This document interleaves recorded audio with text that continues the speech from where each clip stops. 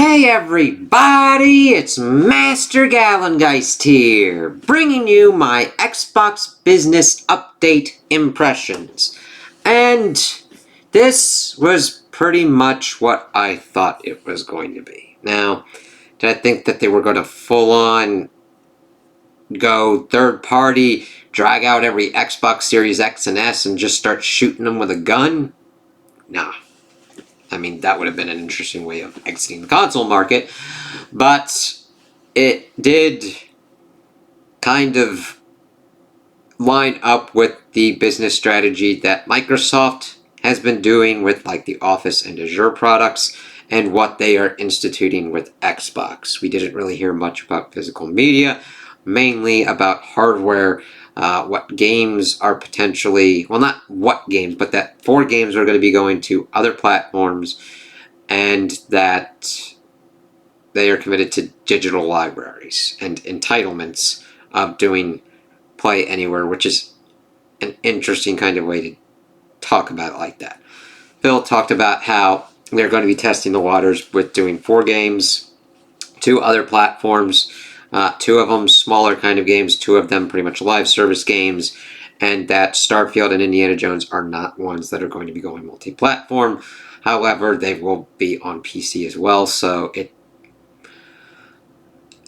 that's just what it's going to kind of be. I understand that it just pushed me more of understanding that I haven't really had many Xbox exclusives that have wowed me or made me think about the gens of like Xbox One, Xbox One X, and Xbox Series X, and that I would just be better served off on PC at this point. And them going multi-platform with certain kind of ones. This is a testing ground, see how it kind of works out. Because I definitely would see them going more of a services base and just going more kind of publisher route. They might have a small token thing of the hardware, but it's probably going to go more of a digital kind of one and be more as niche as possible. Sarah Bond was talking about how they do have great hardware coming up and everything like that. Matt Booty was talking about keeping your digital library, your community and everything, and that every screen should be viewed as pretty much as an Xbox. And it's like, alright, then that just pretty much puts me more onto the PC route. Never mind the fact of the different kind of stuff going on with like Microsoft Rewards and the leeriness of putting all your eggs in one basket in regards to your games as well, because we should not trust these corporations on that. Again, it goes back to digital ownership. I talked about it with the video games. I have also talked about it in a video of Crunchyroll and Funimation about all that kind of stuff.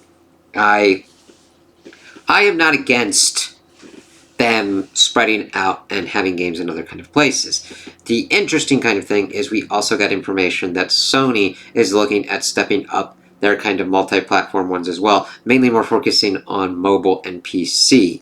So if that's the case, I would go more the PC route and get the stuff from Xbox, get the stuff from the PC market, which is usually multi-platform as well, and get the stuff from PlayStation, depending upon how their kind of strategy works out as well. It was interesting that that information cracked off at around the same time as this Xbox Business Update. I am not against, I want as many people to play games as possible. This just, however, introduces more kind of headaches on what to do on where you kind of go and you play your games. You're not going to really, it lessens the appeal of the Xbox ones because you're not getting PlayStation and Nintendo stuff on Xbox, but you're getting Xbox stuff on everything else.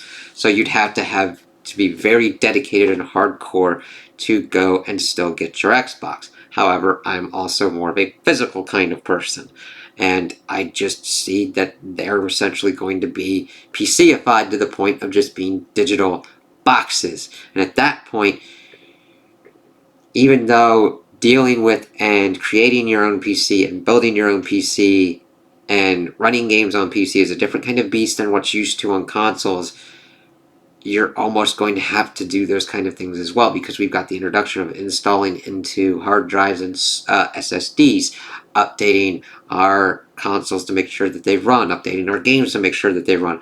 Now we are even switching between performance and quality modes, almost getting to the point of mucking with various different variables to make sure the games run to what our system and what our preferences are. It's a very different kind of thing, where the console is pretty much, again, what I was talking about previously, going away, because Microsoft is more going onto the platform publishing services content model. And it makes sense because they're more of a software company than a hardware company. Which, if they would just invest in it, now granted, Sony has invested in it as well, and things are not as going as well for them either, even though they're outselling. They have issues with how things are going studio-wise, which is why they're looking into multi-platform as well. Xbox is definitely going to change and shift more into almost what I believe would be a Microsoft Office 365 kind of model, where you grab it from wherever, phone, TV, PC, Xbox kind of model, and then you will be able to buy the games on PlayStation or Nintendo. And I don't know how successful that's going to be, because even though I'm into Xbox's games, most of them, I don't think it's going to expand their revenue as much as they are hoping for. Because, I mean, this would be different if they were doing Starfield, Indiana Jones, Halo, Gears, and porting the big kind of ones over.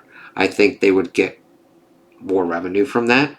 I think they'd get more interest from that. And that would pretty much tie a bow on it and be like, that should be their strategy of publishing the games and putting them where everyone wants to play. It just then takes out the effect of anybody really choosing Xbox as the console, because if you go with that kind of route, you can get a PlayStation, you can get a Switch, or you can get it for your PC.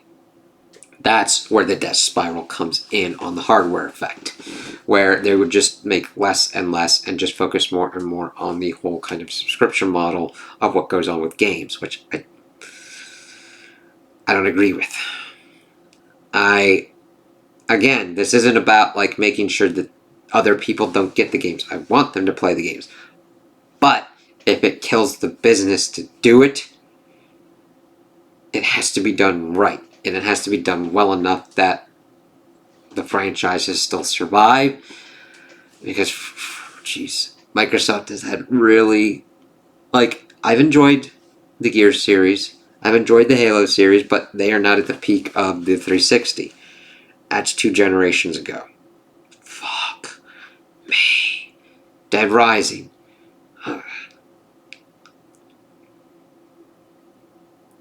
Shit. And then, like, any kind of new ones, it's like,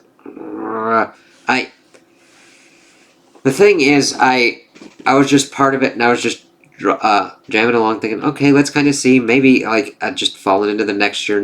It's like, shit, why don't I just play PC at this point, so that way I can put it up to what I want, what kind of graphics I want, what kind of FPS that I want. But again, the thing that had been holding me back had been digital. I don't want to, if digital ownership was better, and I could get physical kind of things as well, and I was safe and secure with the digital, that was pretty much the biggest kind of hurdle for me. However, if I am being forced into digital by the market, I have to pick the least shitty option for me on that. And I don't think that Microsoft with the Xbox is going to be that for me. And granted, that's my feelings. And even though I have leery kind of things on Steam because of the fucking, I had a horrendous time with Half-Life 2. That was just a fucking field day. I know it's different. I've played other games by that point, but that experience still kind of hangs a cloud over me, and I'm like, rah, kind of shit. But we very much see that they are still on track. They are still doing their kind of strategy. We will see how it plays out. I do think that at some point, because even Phil talked about how he doesn't see exclusives being that big of a thing in like 5 to 10 years. I'm like, yes, we will get exclusives for like a year or two, and then Sony and Xbox will pretty much port them to wherever, I think. Sony's going to resist that the longest. We need competition on this front. Now, if the consoles as we know them die, that presents a different kind of game scenario and industry. Whereas they are still then competing with each other for dollars and time, regardless of platform, and having it more become platform agnostic and more of the games doing and software doing the talking more than the hardware. However, there's going to be that lag time where Sony will then potentially dictate more of the market within the console space as kind of its bigger kind of player, but I'm not discounting Nintendo on this. I mean, Nintendo still is the one that's essentially winning this generation, even though they have the more underpowered kind of hardware. They have the better kind of hardware of like handheld and docking and software that just fucking rocks. Played Metroid Dread. I fucking love that one. That was good. Good to have a Metroid game like that. Which I will discuss when I discuss the Metroid series. Ah! Shit, I just did a teaser. Fuck that shit. Keep on task, motherfucker. So no, I'm not just gonna counting Nintendo. If anything, it would just be like Nintendo doing whatever they want to do, which is what they've usually done. If we get into any kind of apocalyptic scenario where the video game industry was essentially dead, Nintendo would be the last console player. It's just how long they've been around and how many different kind of crashes and changes that they've gone through in the video game space. I mean, Sony's not one to sneeze at either, but like Sony could essentially do something completely and utterly fucked up and just crap itself. And granted, Nintendo has that kind of one as well, but we're just in a very weird space where it's that kind of transitionary period where the consoles as we know them will potentially go away, except for probably Nintendo's because of how they've like worked their form factor and their value proposition. Xbox, with this business update, just pretty much has confirmed that kind of stuff for me to continue to pretty much shift eventually to PC. Now granted, I will still talk about certain kind of games because I've still got certain kind of games for Xbox and also PlayStation. I'm a physical one. I like to collect games.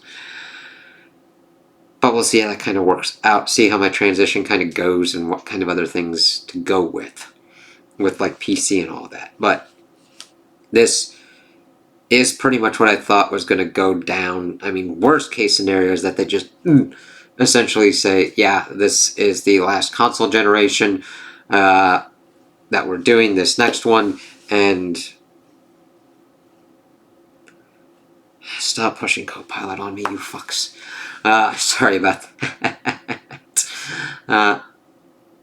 They didn't do that, but I am very much hesitant on investing in any more into the ecosystem, even though I've got like 450 games in my library for Xbox.